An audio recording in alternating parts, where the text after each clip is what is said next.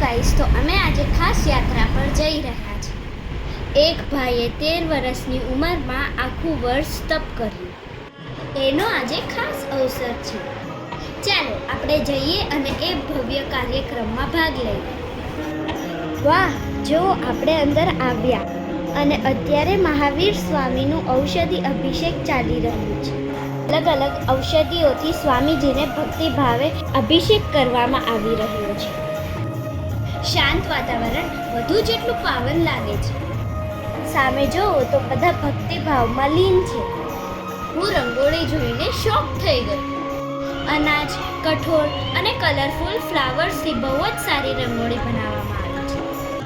હવે જુઓ, જેમણે 1 વર્ષ તપસ્યા કરી છે એ ભાઈ પોતે મહાવીર સ્વામીનું ઔષધિ અભિષેક કરી રહ્યા છે।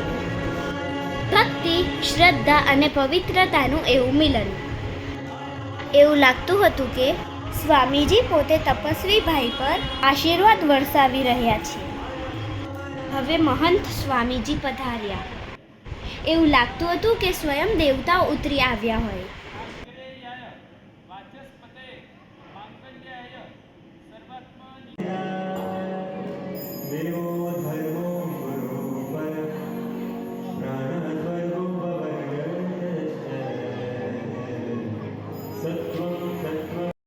હવે સ્વામીજી પર ચંદનથી અભિષેક કરી રહ્યા છે। હવે ખાસ મહેમાન પધાર્યા। ગુજરાતના ગૃહમંત્રી શ્રી હર્ષ સંઘવી, તેમણે તપસ્વી ભાઈને આશીર્વાદ આપ્યા અને સૌ સાથે મળીને કાર્યક્રમનો આનંદ લીધો। એક વાત જોઈને હું ચોંકી ગઈ।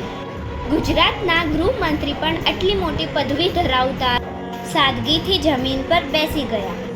આબાદ વિશ્વમાં તપસ્યા કરવી સહેલું નથી, પણ જો મન પવિત્ર હોય, સંસ્કાર ઘેરા હોય તો ભગવાન સાથેની મુસાફરી અદ્ભુત બને છે।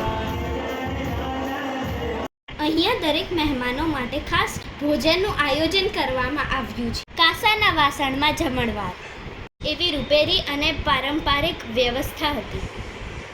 બધાના મન પ્રસન્ન થઈ ગયા। બધા મહેમાનોને ચંદનથી ચાંદલો કરીને સન્માનથી ભેટ આપવામાં આવે છે। આજનો દિવસ હંમેશા યાદ રહેશે। જય શ્રી કૃષ્ણ।